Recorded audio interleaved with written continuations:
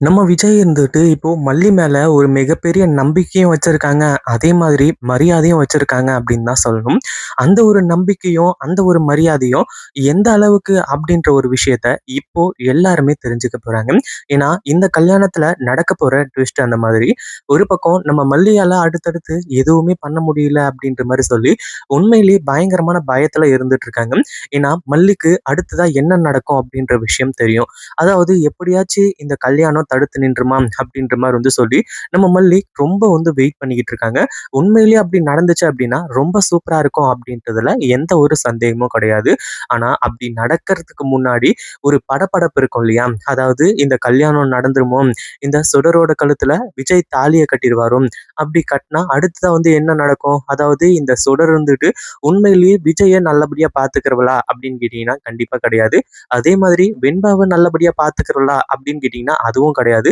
அவ முழுக்க முழுக்க இந்த விஜய அடையணும் அப்படின்னு சொல்லிட்டு நினைச்சதுக்கான முக்கிய காரணமே அந்த சொத்து தான். சொத்த அடையணும் அப்படின்றதுக்காக எந்த எல்லைக்கும் போறதுக்கு இவ தயாரா இருந்துட்டு இருந்தா. இப்போ மல்லியால அடுத்தடுத்து எதுவுமே பண்ண முடியாத சிச்சுவேஷன். அடுத்ததா என்ன பண்றதுன்னு சொல்லிட்டு தெரியாம மல்லி அமைதியா நின்னுட்டு இருக்கக்கூடிய சிச்சுவேஷன்ல கடைசியில விஜய் இப்படி மாஸ் காட்டுவாரு அப்படின்னு கொஞ்சம் கூட யாருமே எதிர்பார்த்திருக்கவே மாட்டாங்க. ஏன்னா விஜய் அடுத்தடுத்து என்ன பண்ண போறாரு, ஏது பண்ண போறாரு அப்படின்றது யாருக்குமே மிகப்பெரிய அதாவது தெரியாத ஒரு ட்விஸ்ட்டா இருந்துட்டு இருந்துச்சு. ஏன்னா விஜய் அவர் பாட்டுக்கு இருந்துட்டு இருக்காரு. இங்க இருக்கக்கூடியது உண்மையான ரேணுகா அப்படின்னு சொல்லிட்டு எல்லாருமே நம்புற மாரி நம்ம விஜயும் நம்புறாரு. அடுத்ததா இந்த கல்யாணத்தையும் பண்ணிக்கலாம். அதாவது ரேணுகாவோட கழுத்துல தாலியை கட்டுறதுல எந்த ஒரு தவறும் கிடையாது அப்படின்ற மாரி சொல்லி அவரு அவரோட மனசுக்குள்ள கரெக்ட்டா இருந்துட்டு இருக்காரு. அதுலயும் முக்கியமா என்ன அப்படின்னா, மல்லி இந்த கல்யாணத்துல இருக்கணும். எல்லாருமே வேணாம் அப்படின்ற மாரி சொன்னாலுமே கூட மல்லி கண்ணு முன்னாடி தான் நான் தாலிய கட்டுவேன் அப்படின்ற மாரி சொல்லிட்டு இருக்காங்க. ஆனா மல்லி கண்ணு முன்னாடி தாலிய கட்டினா இந்த சுடருக்கு அப்படியே ஒரே கொண்டாட்டம் ஆயிடும். ஆனா அந்த மாரி கொண்டாட்டத்த நம்ம விஜய் குடுக்க போறாரா அப்படின்னு கேட்டீங்கன்னா, கண்டிப்பா கிடையாது. அடுத்ததா இந்த சுடரோட சுயரூபத்த வெளிய கொண்டு வர போறாங்க. அதாவது மல்லி தான் இந்த கல்யாணத்த தடுத்து நிறுத்துவாங்க அப்படின்ற மாரி பார்த்தா, கடைசியில விஜயே இருந்துட்டு இந்த கல்யாணத்த தடுத்து நிறுத்துறாரு. இந்த கல்யாணம் நடக்காது அப்படிங்கிற மாரியும் சொல்றாரு. உண்மையிலேயே இது எல்லாமே கொஞ்சம் அதிர்ச்சியான ஒரு விஷயமே அப்படின்னே சொல்லலாம். ஏன்னா, இப்போ விஜய்க்கு இத்தன நாள் எந்த ஒரு சந்தேகமும் கிடையாது. இங்க இருக்கக்கூடியது உண்மையான ரேணுகா அப்படிங்கிற மாரி தான் நெனச்சுக்கிட்டு இருந்தாங்க. ஆனா, விஜயே இப்போ இங்க இருக்கக்கூடியது உண்மையான ரேணுகா இல்ல. இவளோட பேரு சுடர் தான். மல்லி சொன்னது எல்லாமே உண்மதான் அப்படின்ற மாரி சொல்றது மட்டும் இல்லாம, இப்போ சுடர்கிட்டயே சொல்ல ஆரம்பிச்சுறாங்க. நீ யாரு? என்ன? ஏதுன்னு சொல்லிட்டு நான் ஆரம்பத்துல எதையுமே யோசிக்காம விட்டுட்டேன். நீ என்னோட ரேணுகா மாரியே இருக்கிறதுனால, உண்மையிலேயே நீ தான் என்னோட ரேணுகான்னு நெனச்சேன் அப்படின்ற மாரி சொல்லி, இப்போ பல விஷயங்கள் அதுவும் இல்லாம இந்த சுடரோட சுயரூபத்த விஜய் எப்படி கண்டுபிடிச்சாரு அப்படின்றத எல்லாத்தையுமே இங்க போட்டு உடைக்க போறாங்க. அந்த ஒரு நேரத்துல தான் சுடருக்கு மிகப்பெரிய ஷாக்கிங்காவும், மிகப்பெரிய அதிர்ச்சியாவும் இருக்க போகுது. அது என்ன அப்படின்னு சொல்லிட்டு தெரிஞ்சுக்கிறதுக்கு முன்னாடி, இப்படியெல்லாம் நடக்குமா அப்படின்ற மாரி சொல்லி உங்களோட மனசுக்குள்ள கேள்விகள் இருக்கலாம். ஒருவேளை இப்படி நடந்தால் எப்படி இருக்கும்? அப்படின்றத கமெண்ட் பண்ணுங்க. அதே மாதிரி நீங்க இப்ப பார்த்துட்டு இருக்கக்கூடிய டைம்ல அதாவது உங்க ஃபோன்ல எவ்வளோ சார்ஜ் இருக்கு அப்படின்றத மறக்காம கமெண்ட் பண்ணுங்க.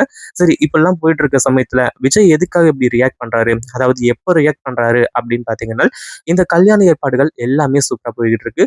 இத மிகப்பெரிய மண்டபத்துல வைக்கணும் அப்படின்றது தான் கதிரேசனோட மிகப்பெரிய ஒரு பிளானு. பட் இருந்தாலுமே கூட அவருக்கு இந்த விஷயத்த செய்யறதுல கொஞ்சம் விருப்பமே கிடையாது. அதாவது நம்ம விஜய்க்கெல்லாம் இது சாதாரணம் தானே அப்படின்ற மாரி சொல்லி இப்ப கோவில்ல இந்த கல்யாண ஏற்பாடுகள்லாம் பண்ணிக்கிட்டு இருக்காங்க. கோவில்ல பண்றாங்க அப்படின்றதுனால மட்டும் இது சாதாரணமா பண்றது கிடையாது. கதிரேசன் இப்போ தன்னோட மூத்த பொண்ணு அதாவது ரேணுகாவோட கல்யாணத்துக்காக இதுக்கு முன்னாடி எவ்வளோ நகை போடணும் அப்படிங்கிற மாரி நெனைச்சாரோ, அத விட பல மடங்கு போடுறதுக்கு தயாரா இருந்துட்டு இருக்காரு. அதாவது இந்த கல்யாணம் முடிஞ்ச கையோட சீர் செய்யறதுக்கு இது எல்லாமே தயாரா இருந்துகிட்டு இருக்காரு. ஆனா விஜய் கடைசியா தாலிய கட்டுறதுக்கு போம்போது, இந்த சுடரோட சுயரூபத்த வெளிய கொண்டு வருவாங்க அப்படின்னு எதிர்பார்க்கவே இல்ல.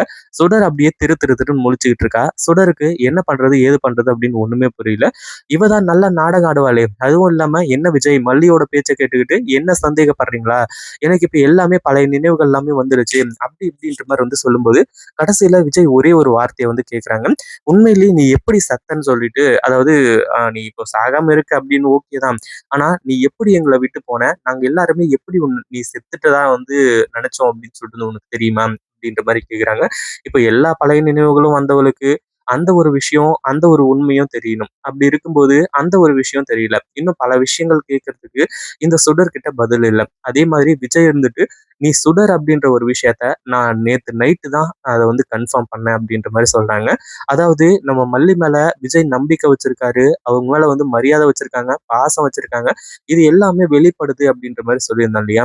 மல்லி எதுக்காக வந்து இந்த ஒரு விஷயத்த ஸ்ட்ராங்கா நம்புறா? அதாவது இங்க இருக்கக்கூடியது ரேணுகா இல்ல அப்படின்னு சொல்லிட்டு எதுக்காக ஸ்ட்ராங்கா நம்புறா? அப்படின்னு சொல்லிட்டு நம்ம விஜய் இப்போ யோசிக்க போறாரு. அதாவது முன்னாடி நாள் நைட் உட்கார்ந்து யோசிச்சிருக்காரு. அதுக்கு ரீசன் என்ன அப்படின்னு பார்த்தீங்கன்னா, நம்ம வெண்பா. வெண்பா இருந்துட்டு இந்த மாரி அ டாடா வந்து கேட்குறாங்க. அதாவது விஜய் வந்து கேட்குறாரு, இந்த மாரி "உனக்கு விருப்பம் தானே? நான் ரேணுகாவோட கழுத்துல தாலி கட்டுறதுல உனக்கு பிரச்சனை இல்ல தானே?" அப்படின்ற மாரி சொல்லி, அதாவது தன்னோட பொண்ணுகிட்டயும் ஒரு வார்த்தை கேட்டுக்கணும் இல்லையா? ஏன்னா தன்னோட பொண்ணு ரொம்ப வந்து மனசொடைஞ்சு போய் இருந்துட்டு இருந்தாங்க. கடைசியில இந்த விஷயத்த பத்தி கேட்கும்போது, "நீங்க எல்லாருமே சொல்றீங்கப்பா, அதாவது டாடா நான் அதாவது இங்க இருக்கக்கூடியது உண்மையான ரேணுகா அம்மா, ரேணுமா அப்படின்னு சொல்லிட்டு. ஆனா எனக்கு அப்படி தோணவே இல்ல. உங்களுக்காச்சும் உங்களோட பொண்டாட்டி ரேணுகா அப்படிங்கிற மாரி இங்க இருக்கக்கூடியவங்க தோன்றாங்களா? அப்படின்ற மாரி வந்து சொல்லி வெண்பா கேட்க ஆரம்பிச்சுறாங்க. இப்போ வெண்பா கேட்கறதுலயும் ஒரு மிகப்பெரிய பாயிண்ட் இருக்கு. ஏன்னா உண்மையிலேயே இங்க இருக்கக்கூடியது ரேணுகாவா இருந்தா, நம்ம வெண்பாவுக்கும், நம்ம விஜய்க்கும் அவங்களோட உள் மனசு சொல்லியிருக்கும். இவங்க தான் நம்மளோட அம்மா. இவங்க தான் நம்மளோட பொண்டாட்டி அப்படின்ற மாரி சொல்லி, அப்ப அந்த உணர்வு இருந்திருக்கும். ஆனா இதுவரைக்கும் அந்த உணர்வு விஜய்க்கு இல்ல. இப்போ அந்த சந்தேகம் வந்து தான் கடைசியில எல்லா உண்மையுமே விஜய் கண்டுபிடிச்சிருக்காரு. இப்படியெல்லாம் நடந்தா எப்படி இருக்கும்? நம்ம மல்லிக்கு மல்லி ரொம்ப வருத்தப்பட்டுட்டு இருக்காங்க. ஆனா கடைசியில மல்லி சந்தோஷப்படுற மாரி விஷயம் நடந்துச்சுன்னா எப்படி இருக்கும்? அப்படின்றத கமெண்ட் பண்ணுங்க. இந்த வீடியோ பிடிச்சிருந்தா லைக் பண்ணுங்க, ஷேர் பண்ணுங்க. இப்பதான் நம்ம சேனலுக்கு ஃபர்ஸ்ட் டைம் வரீங்க அப்படின்னா, கீழ இருக்க சப்ஸ்கிரைப் பட்டன பிரஸ் பண்ணிக்கோங்க.